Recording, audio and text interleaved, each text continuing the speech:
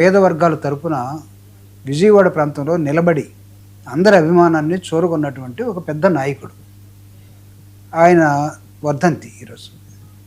మీరు చెప్పినట్టుగా, ఇందాక గాదన్న చెప్పినట్టుగా, ఇంతకాలం ఎక్కడున్నారో తెలియదు కానీ సడన్గా ఆశా కిరణ్ అనే ఒక అమ్మాయి రావటం, ఈ అమ్మాయి ద్వారా రాజకీయాలు ఆంధ్రప్రదేశ్లో కాపుల్లో చీలుకొస్తుందా?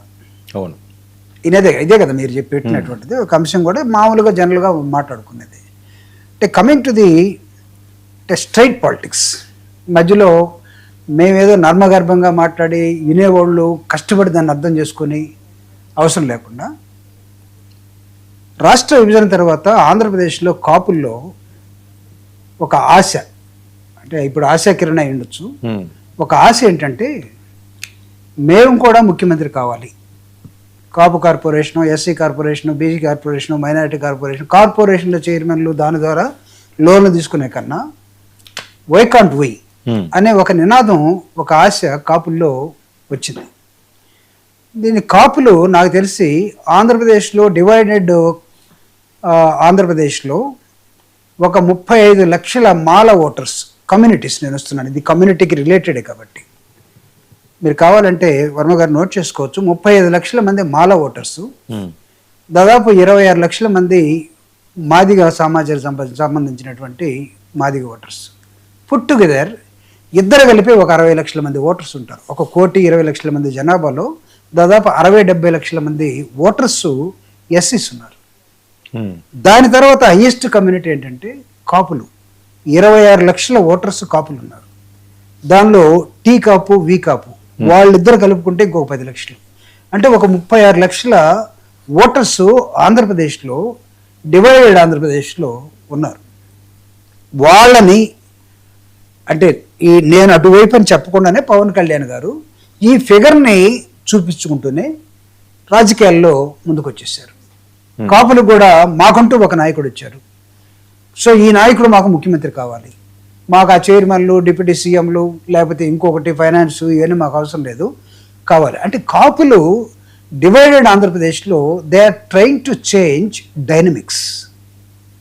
వీళ్ళు మామూలుగా స్వతహాగా డైనమిక్గా ఉండే ఒక కమ్యూనిటీ పొలిటికల్ డైనమిక్స్ని మార్చడానికి సిద్ధపడినటువంటి నేపథ్యంలో లాస్ట్ 24 ఎన్నికలు మనం చూసాం, 19 ఎన్నికలు మనం చూసాం, 14 ఎన్నికలు మనం చూసాం. 14లో పవన్ కళ్యాణ్ గారు కాపు బ్రాండ్ ఉన్నప్పటికీ, ఫిల్మ్ హీరో అయినప్పటికీ, ఆ బ్రాండ్ని అలా చూపిస్తూ వచ్చే క్రమంలో పార్టీ పెట్టకుండానే బీజేపీ, టీడీపీ తోటి ముందుకెళ్ళాడు. మావాడికి ఏం కావాలి, మేం కదా ఉండాల్సింది అన్న ఆశ ఆ రోజు ఆగిపోయింది. 19 వచ్చింది. 19లో వాళ్ళందరూ కలిసి ట్రై చేశారు కానీ పాపం పవన్ కళ్యాణ్ గారే 2 చోట్ల ఓడిపోవడం జరిగింది. ఒక నిరాశ, ఆశ నుంచి నిరాశలోకి వెళ్ళిపోయారు. 2024 వచ్చేసరికి నేను ఇందాక చెప్పాను కదా, డైనమిక్స్ను మార్చడానికి సిద్ధంగా ఉన్నటువంటి ఆంధ్రప్రదేశ్లో ఒక కమ్యూనిటీ, కాపు కమ్యూనిటీ, పొలిటికల్ డైనమిక్స్ని అగ్రెసివ్గానే ఉంటుంది, ఉండాలి కూడా. కానీ అన్ఫార్చునేట్లీ 60 లక్షల ఓటర్స్ ఉన్నటువంటి దళిత ఓటర్స్ వీళ్ళు డెసిషన్ మేకర్స్ ఆంధ్రప్రదేశ్లో.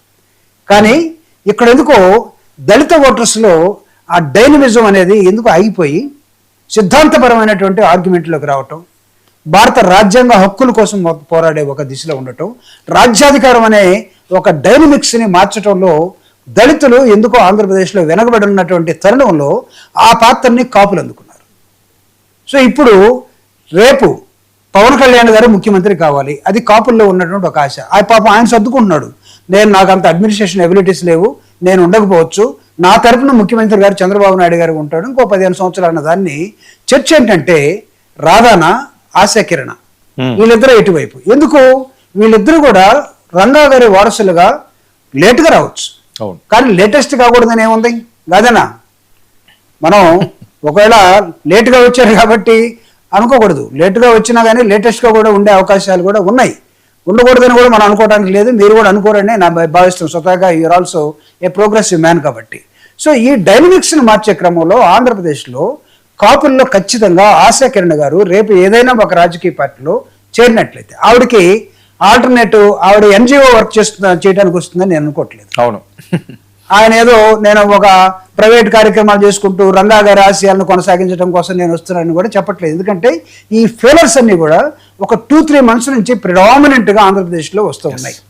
రాధా గారు కొంచెం సైలెంట్గా ఉండటం, రాధా గారు ఆ మధ్య కాలంలో కొంచెం యాక్టివ్గా ఉండటం, ఆ తర్వాత అది కాస్త షిఫ్ట్ అయిపోయి టిల్ట్ అయిపోయి కాపులకి పవన్ కళ్యాణ్ గారు, అంతకుముందు కాపులకి ముద్రగడ గారు, ఇప్పుడు ముద్రగడ గారు ఆశా కిరణ్ గారు కలిస్తే నాకు తెలిసి కాపుల్లో వర్టికల్గా ఒక చీలికొచ్చి పవన్ కళ్యాణ్ వర్సెస్ ముద్రగడ ఆశా కిరణ్ ఈ కాపుల్లో ఖచ్చితంగా వస్తుంది. అయితే ఎటు దారి తీస్తుంది అనేదానికి ఇంకా టైం ఉంది.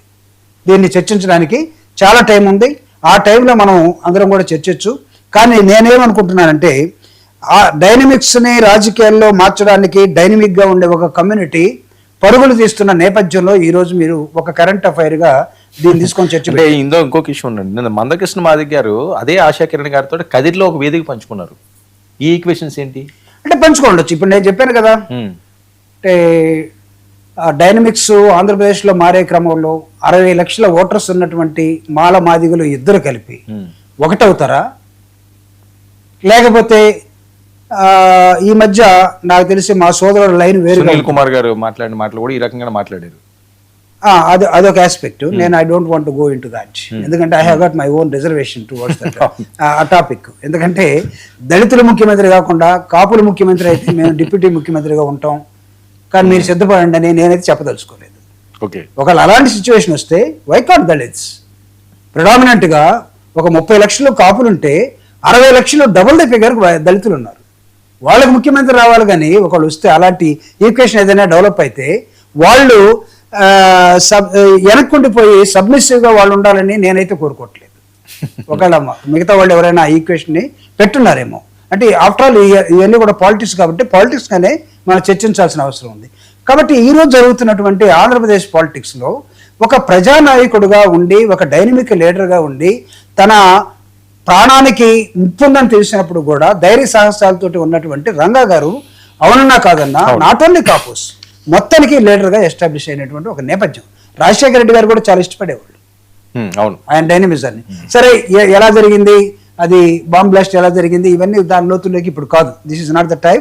ఫ్యూచర్లో నాకు తెలిసి మీరే ఎవరు ఆయన్ని చంపించారు, ఎవరు చంపారు, వీటన్నిటి మీద కూడా మీరు చర్చ పెడతారేమో. వచ్చినప్పుడు మనం విశదీకరించడానికి చాలా టైం ఉంది. లేకపోతే మధ్యలో ఇంకెవరైనా కూడా వెల్కమ్ అయితే ఆశా కిరణ్కి నో డౌట్. ఎందుకంటే వెల్కమ్ ఎందుకు చెప్తున్నాను, వాళ్ళ తండ్రి ఆశయాలను కొనసాగి